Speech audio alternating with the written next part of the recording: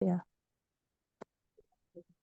तो जैसा कि आप सबको पता है हम लोग टेंसेस पढ़ रहे हैं, जिसमें सबसे पहला टेंस हमने प्रेजेंट इंडेफिनिट टेंस पढ़ा था।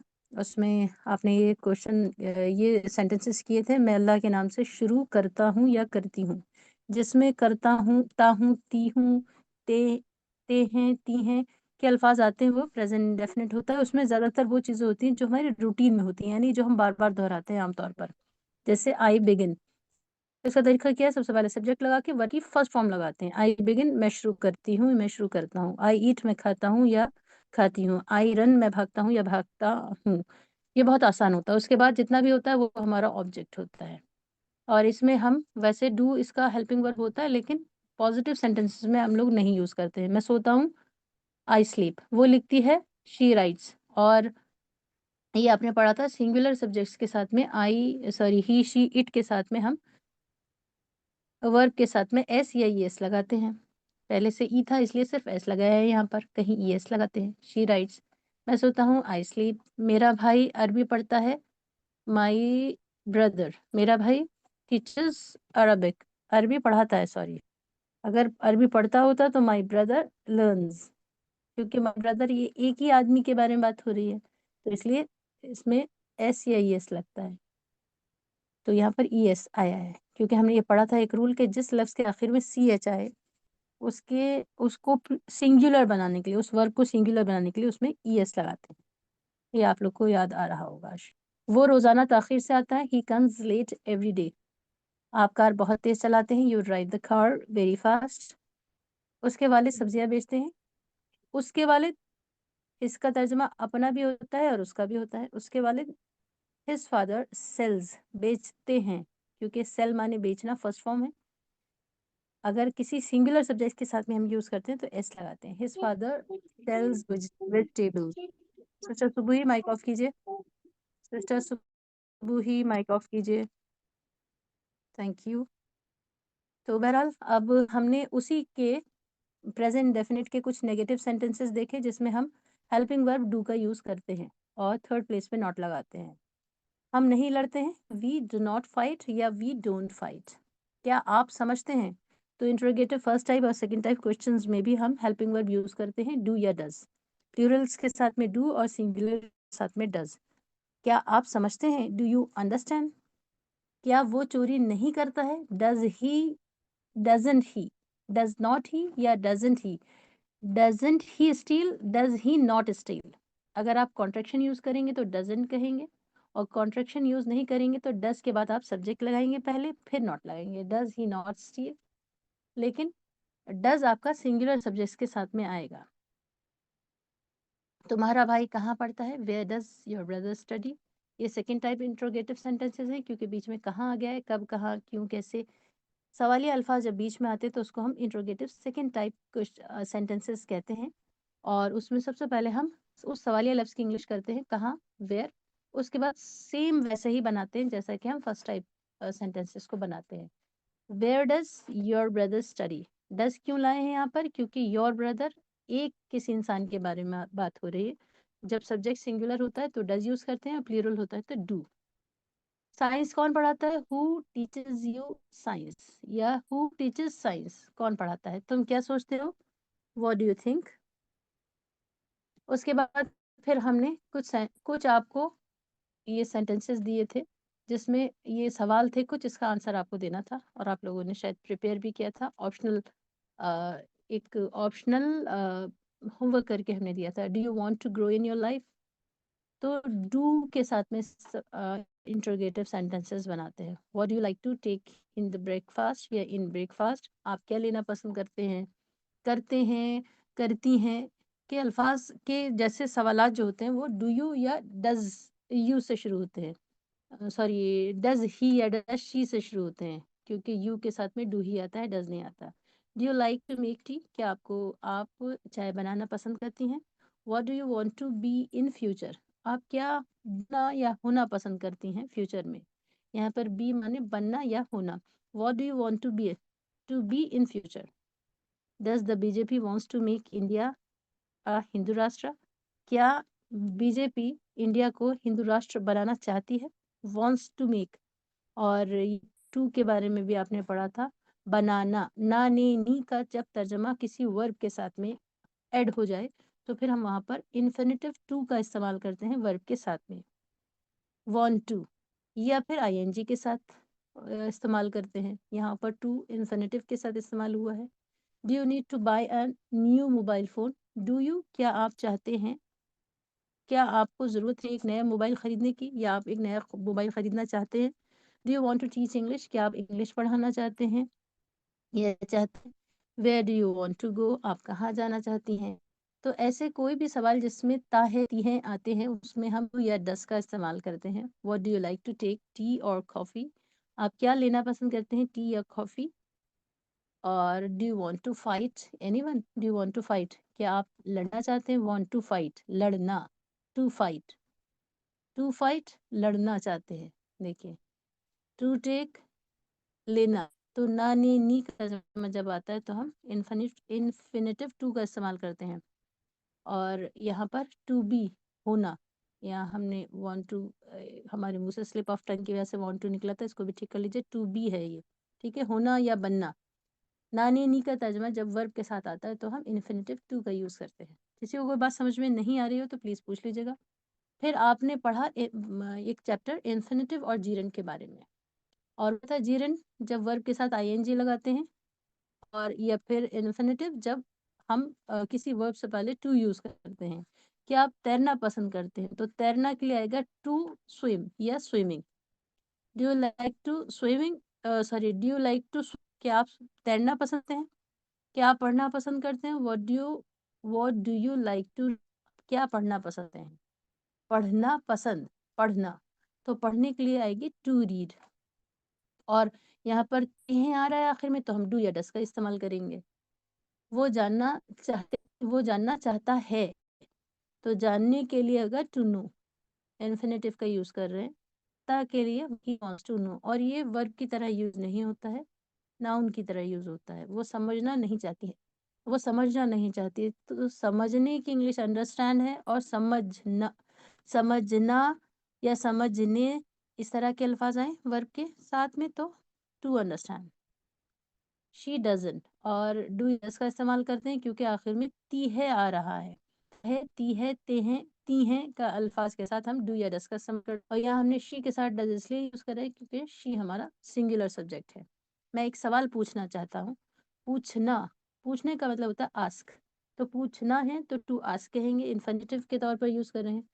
सवाल के लिए की इंग्लिश होती है क्वेश्चन, क्वेश्चन, क्वेश्चन नहीं कहिएगा इसको, क्वेश्चन। चन जो है इसकी सही इसका सही प्रोनाउंसिएशन है, सही तलफ़ुज़ है। इंग्लिश सीखना आसान है, टू लर्न। इंग्लिश सीखना, टू लर्न, सीखने की इंग्लिश है सीखना, टू लर्न। या लर्निंग इंग्लिश इज स्पीकिंग, अगर आपको आईएनजी या जीरन के साथ बनाना हो तो लर्निंग इंग्लिश इज इजी, या to learn English is easy. आपको पैसे देने की ज़रूरत नहीं है, आपको पैसे देने की ज़रूरत नहीं है, तो आपको की इंग्लिश होगी यू। और नहीं, डू नॉट, सबसे पहले, फिर हेल्पिंग वर्ब लगाएंगे डू, उसके बाद निगेटिव बनाने के लिए थर्ड प्लेस पे नॉट लगाते हैं। यू डू नॉट या यू डोंट, ज़रूरत नहीं है, देने की ज़रूरत नहीं है, तो इधर से तर्जुमा करना शुरू करते हैं। ज़रूरत की इंग्लिश नीड है, और देने की टू गिव, देने, ने का तर्जुमा हो रहा है, ना ने नी का तर्जुमा जब वर्ब के साथ आए तो हम इन्फिनेटिव के साथ यानी टू वर्ब से पहले लगाकर यूज़ करते हैं। To give money, you don't need to give money. आपको नहाने की ज़रूरत नहीं है। कौन बनाएगा इसकी इंग्लिश? आपको नहाने की ज़रूरत नहीं है। मैम जी हम बनाइए बनाए। कोई भी।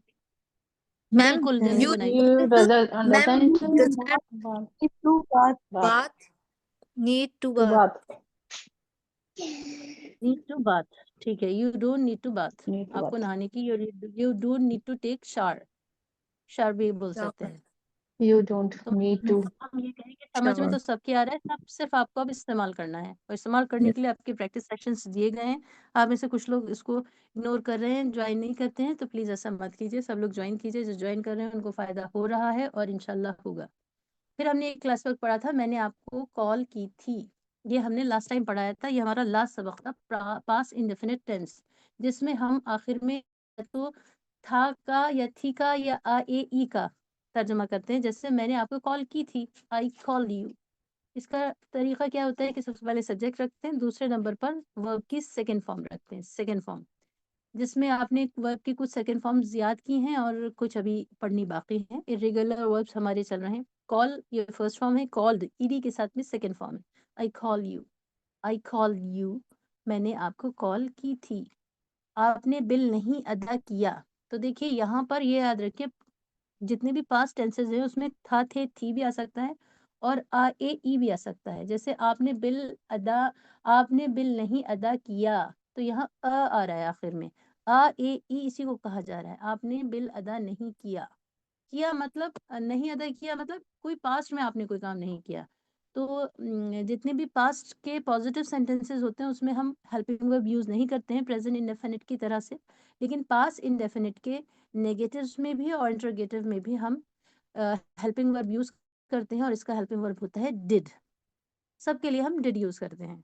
और प्रेजेंट इंडेफिनिट में सिंगुलर्स के साथ में हम डज यूज करते हैं और प्लूरल के साथ में डू यूज करते हैं। प्लीज ये बात बहुत अच्छे से आपको याद रखनी है हर इस्तेमाल में।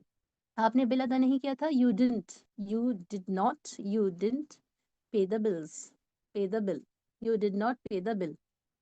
वो कहानियां लिखा करता था। अच्छा, अब तीसरा जो है आपको करता था के साथ भी मिल सकता है, अलबत्ता आखिर में था है। या तो था, थी, थे आता है, या फिर ता, था, ती, थी, ते, थे, ती, थी, इस तरह के अल्फाज आ सकते हैं, या फिर आ, ए, ई के अल्फाज आ सकते हैं। वो तीनों एक ही तरह के कैटेगरी में फॉल करते हैं, एक ही कैटेगरी में लाई करते हैं, और हम इन सब को पास इंडेफिनिट के नाम से जानते हैं। तो ये थोड़ा सा पहचानना होगा कि उर्दू में किस तरह के सेंटेंसेस को हम पास्ट इंडेफिनिट टेंसेस बोलते हैं, जिसके आखिर में था आए या ता था आए, इसी, या फिर आ, ए, ई आए। वो कहानियां लिखा करता था, he used to write story, he used to write a story। और इसको इस तरह भी बना सकते हैं, he write का सेकंड फॉर्म भी लगाकर बना सकते हैं, he written the story, road write, Wrote. sorry, wrote, he wrote the story, very good, he wrote the story, write, wrote, written और writing। write लिखता है, और wrote लिखा था, लिखा। he wrote stories, वो स्टोरी लिखता था, या हाँ वो स्टोरी लिखता था, या उसने स्टोरी लिखी, ही रोट स्टोरीज, उसने स्टोरी या कहानियां लिखी। क्या तुम भूल गए, क्या तुम भूल गए, तो क्या के लिए जब हम भूल गए थे। अब सबसे पहले हम यहाँ पर ट्रांसलेशन में हमने आपको क्या बताया कि जब भी आप ट्रांसलेशन करेंगी तो सबसे पहले पहला लफ्ज देखेंगी, लेकिन जितने भी इंट्रोगेटिव सेंटेंसेस होते हैं, जितने भी सवालिया जुमले होते हैं, तो सबसे पहले तो उसका पहला लफ्ज देखकर पता चल जाता है कि सवालिया लफ्ज है, सवालिया सेंटेंस है, या क्वेश्चन सेंटेंस है, इंट्रोगेटिव है। तो उसमें सबसे लास्ट में आप देखिए क्या लिखा है। अगर है लिखा है तो आप डू या डज लगाइए, और थे लिखा है तो आप डिड लगाएंगे। ये याद रखिएगा, पास जितनी भी टेंसेस हैं उसमें आपको लास्ट में देखना है कि आपको डू डज लगाना है या थे डिड लगाना है, क्योंकि थे है इसलिए आप डिड लगाएंगे। डिड यू फॉरगेट, क्या तुम मैम भूल गए ये थे तो क्या कि पास्ट कोई में तो नहीं। सिर्फ डिड यूज होगा ना, उसमें डू ये डज डिड तो नहीं, सिर्फ प्रेजेंट में यूज होगा ना, प्रेजेंट इंडेफिनिट में। यही तो आपसे कहा जा रहा है कि अगर यहाँ है होता तो हम डू डज यूज करते, क्योंकि जी जी यहाँ थे है इसलिए डिड यूज कर रहे हैं, ये हमने बोला है। मैम, अगर जब हे आप, होता तो प्रेजेंट की बात होती ना। हाँ, प्रेजेंट की बात होती है, अगर होता तो डू या डज इस्तेमाल करते टेंसेस में। ठीक है, हमने ये पूरी बात बोली है कि टेंसेस में ट्रांसलेशन के लिए जब आप देखेंगी अगर आखिर में है तो आप डू या डज इस्तेमाल करिए, डू प्लूरल्स के साथ में और डज सिंगुलर्स के साथ में। और अगर थे है और टेंसेस में, याद रखिए टेंसेस में, क्योंकि हमने उससे पहले भी सेंटेंसेस देखे वहां इज, आर, एम, वॉज, वर का यूज किया गया था, उनकी बात नहीं हो रही है, टेंसेस की बात हो रही है। इसको बहुत अच्छे से समझ लीजिए। और थे अगर है कहीं तो डिड यूज करेंगे, डिड यू फॉरगेट, क्या आप भूल गए थे। और जब डिड आ जाता है तो हम वर्ब की फिर सेकंड फॉर्म नहीं लगाते हैं, नहीं नेगेटिव सेंटेंसेस में, नहीं इंट्रोगेटिव सेंटेंसेस में। फॉरगेट को फॉरगॉट नहीं कहेंगे, फॉरगॉट इसका सेकंड फॉर्म है, फर्स्ट फॉर्म ही लगाएंगे, इसलिए क्योंकि ऑलरेडी हमने यहाँ डिड लगा दिया है। क्या उसने मुझे माफ कर दिया, डिड ही फॉरगिव मी, क्या माफ कर दिया। देखिए आ, ए, ई, या तो था, थी, थे आएगा, या फिर आ, ए, ई आएगा। तो कर दिया, लिया, गया, इस तरह के अल्फाज आए, गए, दिए, तो ये सब पास्ट इंडेफिनिट टेंस की आवाजें हैं, याद रखिए। था, थी, थे से तो आप बहुत अच्छे से समझ जाएंगी। कंफ्यूजन अगर में भी हो तो आपको यहाँ हो सकता है। याद रखिएगा, आखिर में जब अलिफ की आवाज आए, कर दिया, लिया, गया, तब आपको उसको पास्ट टेंस समझना है, और उस इंटरोगेटिव ऐसे किसी सेंटेंस को ट्रांसलेट करने के लिए आपको डिड का यूज करना है, अगर वो फर्स्ट टाइप इंटरोगेटिव सेंटेंसेस हैं तो। डिड ही फॉरगिव मी, क्या उसने मुझे माफ कर दिया है। ही का तर्जमा यहाँ उसने किया जा रहा है, तो ही का तर्जमा वो भी होता है और उसने भी होता है। डिड ही फॉरगिव मी, क्या उसने मुझे माफ कर दिया है। डिड शी फॉरगिव मी, क्या उसने मुझे माफ कर दिया है, क्या उन्होंने मुझे माफ कर दिया है। डिड दे फॉरगिव मी, अगर बहुत सारे लोग की बात हो रही तो did they forgive me. Did सबके साथ इस्तेमाल होता है, सिंगुलर सब्जेक्ट्स के साथ में भी और प्लूरल सब्जेक्ट्स के साथ में भी। मैंने ये कब कहा, मैंने ये कब कहा। तो ये जो सॉरी, ये जो लफ्ज है कब, ये इंट्रोगेटिव के लिए है, तो कब की इंग्लिश सबसे पहले बनाते हैं, व्हेन। उसके बाद फिर हम वही करते हैं कि सबसे पहले हेल्पिंग वर्ब को यूज करते हैं। डिड, व्हेन डिड आई से this, when did, when did I से दिस, ये मैंने कब कहा, या मैंने ये कब कहा। व्हेन, कब, मैंने ऐसा कहा या मैंने ये कहा। फिर हमने पास्ट इंडेफिनिट टेंस के कुछ क्वेश्चन पढ़े थे। Did you understand the past, when did you sleep the last night, ये ऑलरेडी हम कर चुके हैं, और आप लोगों ने, सब लोगों ने इसके आंसर भी लिखे थे। जी मुबशरा, कोई सवाल है आपका। यस मैम, हम ये कह रहे थे, आपने अभी जैसे पास्ट में डिड लगाया, तो मैम हम डिड यूज कर भी सकते हैं, नहीं भी? नहीं, डिड ही यूज करना है, ऐसा क्यों कह रही हैं आप। डिड कर भी सकते हैं, नहीं भी। नहीं का ऑप्शन कहाँ से आ गया। जैसे अभी आपने स्लाइड जो ऊपर की, तो नीचे करेंगी आप।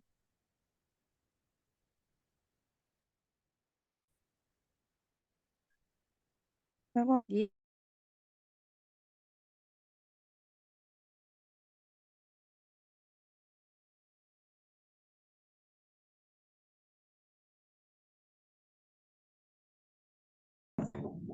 और नीचे थोड़ा सा। यस मैम, ये अरे ये सवाल, ये जुमला थोड़ी है, ये तो नॉर्मल पॉजिटिव सेंटेंस है। वो कहानियां लिखा करता था, ये कोई इंटरोगेटिव सेंटेंस नहीं है बेटा, नहीं मैम, थोड़ा सा ये मिक्स फिक्स सेंटेंसेस वाला हैं। Point ma'am. यस मैम, ये जैसे तो व्हेन उसमें डिड डिड आई लगा से है, आप दिस, ऐसा क्यों कह रही हैं। ये 6 वाला है ना, व्हेन नहीं, डिड तो डिड आपको आई से। लगाना होगा भाई, डिड लगा हुआ है, यहाँ ऑप्शन नहीं है कि आप ना लगाएं, लगाना होगा आपको। व्हेन डिड आई से दिस। नहीं मैम, हम यहाँ की बात नहीं कर रहे हैं, जैसे कि अगर हम सेकंड फॉर्म लगा दें वर्ब की, तो मैम वो भी सही रहेगा या नहीं, ये पूछना था। नहीं नहीं नहीं नहीं नहीं, ये यही तरीका है, और कोई तरीका नहीं है। सेकंड फॉर्म आप, जब डिड आ गया तो आपको सेकंड फॉर्म नहीं लगाना है, सिर्फ पॉजिटिव सेंटेंसेस में आपको सेकंड फॉर्म लगानी है। नेगेटिव में भी नहीं लगाना है, इंट्रोगेटिव में भी नहीं लगाना है, आपको डिड यूज करना है, वर्ब की फर्स्ट फॉर्म यूज करनी है। मुबशरा, जी जी मैम, ठीक है। चलिए अच्छा है, आपने अपना कंफ्यूजन दूर कर लिया, वेरी गुड। अब हम पास, इसी को हम इंडेफिनिट टेंसेस को एक नए अंदाज में सीखेंगे, और ये आप शायद पहली बार सीखेंगे। ऐसा आप इसमें बहुत कंफ्यूजन होता है लोग को, हैव हैज और हैड के बारे में। तो ये भी याद रखिए, हम ये इंडेफिनिट सीख रहे हैं, और हमें लगता है कि ये शायद ही आपको ऐसा किताबों में भी देखने को मिले। और हम आपको याद नहीं करा दें, ये बहुत ही मॉडिफाइड कोर्स है। कौन कहाँ कहाँ लोग अटकते हैं ग्रामर में, बहुत सोच समझ कर ये कोर्स बनाया गया है। जब किसी को ये बोलना हो, किसी को ये बताना हो कि मेरे पास क्या है, तो उस वक्त हम हैज, हैव और हैड का यूज करते हैं। जैसे मेरे पास एक नीली कार है, मेरे पास 2 घर हैं, मेरे पास 3 कार हैं। जब हमें अपनी कोई ओनरशिप, मिल्कियत या अपने पास होने के बारे में कोई चीज़ बतानी हो, तो हम हैव, हैज़ और हैड का यूज़ करते हैं। हैव, हैज़ और हैड का यूज़ करते हैं। जैसे मेरे पास 2 घर हैं, मेरे 2 घर हैं। तो इसी जुमले को इन्होंने बोलकर भी दिखाया है, या तो आप इस तरह बोल दें, मेरे पास 2 घर हैं या मेरे 2 घर हैं, दोनों का मतलब एक होता है। इस लोग मेरे 2 घर हैं का मतलब भी मेरे पास 2 घर ही होता है। मैं 2 घर रखता हूँ, इस तरह भी कह सकते हैं, लेकिन आमतौर पर हम इस तरह बोलते नहीं हैं। लेकिन क्योंकि हमारे मुल्क में अलग-अलग जगहों पर बोलियां बदलती हैं, तो बाज़ लोग इस तरह भी बोलते हैं, इसलिए यहाँ पर रखा गया है। क्योंकि हमारी क्लास में मुख्तलिफ खित्तों से, मुख्तलिफ रीजन, हिंदुस्तान के मुख्तलिफ इलाकों से लोग होते हैं, इसलिए ये सेंटेंस भी रखा गया है, मैं 2 घर रखता हूँ। और इस तरह बोलते हैं, जैसे गुजरात में जाइए तो वो लोग इस तरह बोलते हैं, आप अपनी कॉपी कब चेक कराएंगे, मैं मेरे घर पर था। तो इसलिए अगर ये तीनों ही वर्जन आप देखें तो हर एक के अंदर मिल्कियत या ओनरशिप बताई जा रही है कि मेरे पास क्या है। तो इसको हम हैव, हैज़ या हैड से बताते हैं प्रेजेंट और पास्ट में। और जो हमने अभी प्रेजेंट और पास्ट टेंस पढ़ा है उसी को और समझते हैं। अगर ये किसी को कहना है आपके पास कई कलम हैं, आपके पास कई कलम हैं या कई पेन हैं, तो आप कैसे कहेंगे? आई के साथ आप हैव यूज़ करेंगे। जिस तरह हम आई यू वी दे को आई यू वी दे ये जो सब्जेक्ट्स हैं और इसको हम प्लूरल सब्जेक्ट मानते हैं, तो आई के साथ में हम हैव यूज़ करेंगे, यू के साथ में, वी के साथ में, और एक से ज्यादा अगर नाम आए, आई हैव 2 हाउसेज, मेरे पास 2 घर हैं। आप या I have 2 pens, I have many pens, sorry, ये आई हैव मैनी पेन्स, मेरे पास कई कलम हैं। कई की इंग्लिश होगी मैनी। फिर है मेरी 3 बहनें हैं, आई हैव 3 सिस्टर्स। आई के साथ हैव लगाएंगे, यू के साथ हैव लगाएंगे, you have 3 sisters, we have 3 sister, we के साथ भी हैव लगाएंगे। और अगर 2 लोग के बारे में बात करनी है, यानी एक से ज्यादा अगर सब्जेक्ट है, प्लूरल सब्जेक्ट है, Fatima, Ahmed and Ruqaiya and Rashid, have लगाएंगे उनके साथ में, हैज नहीं लगाएंगे, याद रखिए। कुछ और भी एग्जाम्पल्स देख लेते हैं। यहाँ पे लिखा है इसके पास 2 मोबाइल हैं। अगर ये कहना हो किसी सिंगुलर सब्जेक्ट के लिए, उसके पास 2 मोबाइल हैं, वो 2 मोबाइल रखता है, ये दोनों एक ही बात है और लोग इस तरह भी बोलते हैं। तो फिर हम वहां पर क्या करेंगे? ही के साथ में हम हैव नहीं लगाएंगे बल्कि हैज लगाएंगे। He has 2 mobiles, he has 2 mobiles, he has 2 mobile. He she it, he she it, और किसी एक नाम के साथ में हैज लगाते हैं। तो आपको देखना है कि H A S has is H A V E have होता है और ये प्लूरल के साथ में आता है। इसका सिंगुलर एस लगाकर बनता है। ये इन्होंने इसलिए बनाया है क्योंकि हमारे दिमाग में पहले से ये बात होती है कि हम एस या एस लगाएं तो वो प्लूरल बन जाता है, लेकिन वर्ब के अंदर क्या होता है? एस प्लस होने से वो सिंगुलर बनता है। ये बात याद रखिएगा क्योंकि हमने ये डेफिनेट में भी पढ़ा था। रन भागते हैं और रन्स भागता है। ये बात सबके समझ में आ रही है? अगर कहीं पे लिखा है रन्स, RUNS, रन्स, इसका मतलब एक से ज्यादा लोगों के बारे में बात हो रही है और उसका ट्रांसलेशन करेंगे भागते। और RUN रन लिखा है, सॉरी रन्स लिखा है, RUNS है रन्स, तो उसका तर्जुमा होगा भागता, सिंगुलर के साथ यूज करेंगे। और सिर्फ अगर RUN रन लिखा है तो कहेंगे भागते। तो वर्ब के अंदर जो है एस या एस के बगैर हम उसको कैसा मानते हैं? प्लूरल मानते हैं। और एस या ईएस के साथ में सिंगुलर मानते हैं। इसी तरह हैज जो है ये एस के साथ जरूर है लेकिन सिंगुलर के साथ इस्तेमाल होगा। महमूद के पास एक लैपटॉप है, क्योंकि महमूद सिंगुलर सब्जेक्ट है इसलिए हैज आया है। उसके 4 भाई हैं, उसके 4 भाई हैं, ही हैज और शी हैज दोनों हो सकता है, डिपेंड्स का ने क्या सोचा है। He has 4 brothers. इंग्लिश में तो ही और शी से डिफाइन हो जाता है कि हम मेल या फीमेल किसके लिए बात कर रहे हैं, लेकिन हमारी अपनी लैंग्वेज में नहीं होता है, इसलिए हम ही हैज़ 4 ब्रदर्स और शी हैज़ 4 ब्रदर्स दोनों बोल सकते हैं। अब हैज़ और हैव का फ़र्क आपको पता चल गया। प्रेजेंट इंडेफिनिट में हम हैज़ और हैव यूज़ करते हैं। पास्ट के अंदर हम दोनों के लिए हैड यूज़ करते हैं। हैड, हैड का मतलब भी होता है पास, पास होना, मिल्कियत होना, या किसी की ओनरशिप होना। मेरे पास एक कार थी, मेरे पास एक कार है, आई हैव अ कार। मेरे पास एक कार थी, आई हैड अ कार। मैं एक कार रखता हूँ। ये मेरे पास एक कार है और मेरे पास एक कार थी, दोनों एक ही बात है। इंग्लिश होगी आई हैड अ कार। अगर ये कहना हो कि वो एक कार रखती है तो शी हैड अ कार। उनके पास एक कार है, दे हैड अ कार। सब के लिए हैड यूज करेंगे, जैसे हम डिड यूज करते हैं। पास्ट इंडेफिनिट में सब के लिए हम डिड यूज करते हैं, लेकिन प्रेजेंट में क्या होता है? हम डू जो है प्लूरल्स के साथ में यूज करते हैं और डज सिंगुलर्स के साथ में यूज करते हैं। इसी तरह प्रेजेंट हैज और हैव में भी, प्रेजेंट में तो हम हैज सिंगुलर सब्जेक्ट्स के साथ यूज करते हैं और हैव प्लूरल सब्जेक्ट के साथ, यानी आई यू वी दे के साथ तो हम हैव यूज करते हैं और ही शी इट और एक नाम के साथ में हैज यूज करते हैं। लेकिन पास्ट इंडेफिनिट टेंस में जैसे हम डिड यूज कर रहे थे ऐसे हैड यूज करते हैं सबके लिए, और ये बहुत आसान है। उसे एक परेशानी थी, शी हैड अ प्रॉब्लम। अगर कहना हो उन्हें एक परेशानी थी तो दे हैड अ प्रॉब्लम। अगर ये कहना हो कि फातिमा और अहमद को एक परेशानी थी तो Fatima Ahmed had a problem. सबके साथ में आपको हैड यूज करना है, और इसका मतलब होता है पास था, पास था, पास थी, पास थे। और हैज का मतलब होता है पास है, पास है ही होगा उसका ना, इसमें क्योंकि था थी थे को हम बोल सकते हैं पास हेड का मतलब ट्रांसलेशन। जैद की 3 बेटे थे, Zaid had 3 sons. Zaid had, क्योंकि जेड जो है वो सिंगुलर है, इसके साथ भी हैड ही यूज हो रहा है, तो सिंगुलर और प्लूरल दोनों के साथ पास्ट टेंस में हम हैड यूज करते हैं ओनरशिप बताने के लिए, और ये भी इनडेफिनिट टेंसेज हैं। आगे जाके आप परेशान मत होइएगा, इंशाल्लाह ये जब हम कंपेयर कर कर पढ़ाएंगे दूसरे, जब हमारे टेंसेस टकराते हैं उस वक्त एक बार आपको ये सबक दोबारा दोहराया जाएगा। जैसे हमने आपको शुरू में कहा था कि इंट्रोगेटिव फर्स्ट टाइप और सेकंड टाइप आप याद कर लीजिए, तो इसको भी याद रखिएगा। हैज हैव हम किसके साथ यूज करते हैं? पॉजिटिव सेंटेंसेस में या प्रेजेंट सेंटेंसेस में। माफी चाहते हैं, पॉजिटिव नहीं बल्कि प्रेजेंट टेंसेस में। और हेड जो है हम सबके लिए यूज करते हैं पास्ट सेंटेंसेस में। Now think the negative and the interrogative of the above sentences. अब कह रहे हैं कि क्योंकि हम ऊपर से जैसे सारे इंट्रोगेटिव और नेगेटिव पढ़ते आए हैं, उसमें भी कोई चेंज नहीं है, सिर्फ थर्ड प्लेस पर आपको नॉट लगाना है नेगेटिव बनाने के लिए। I had not a car, I hadn't a car, या I has not a car, I hasn't a car. She had not a problem, she hadn't a problem, बस not लगा देना है। और अगर आपको इंट्रोगेटिव बनाना है तो आपको सबको पता है, सबसे पहले आप क्या करेंगे, हेड को शुरू में लगा देंगे। Has she a car? Yeah, had she a car?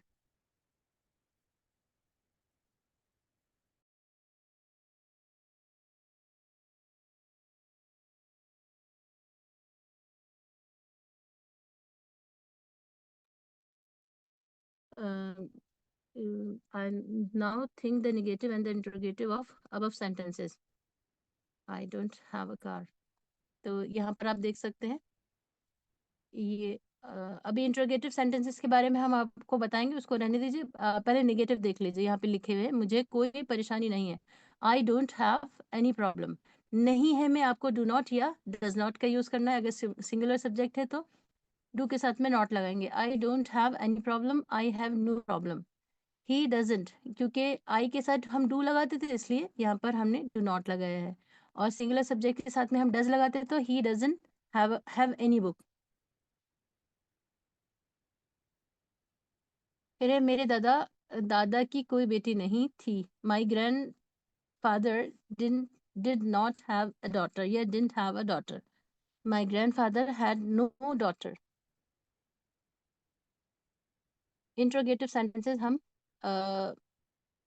Has और हैव से नहीं बना रहे हैं, इसको हम फर्दर उसमें सिखाएंगे आपको सेशंस में।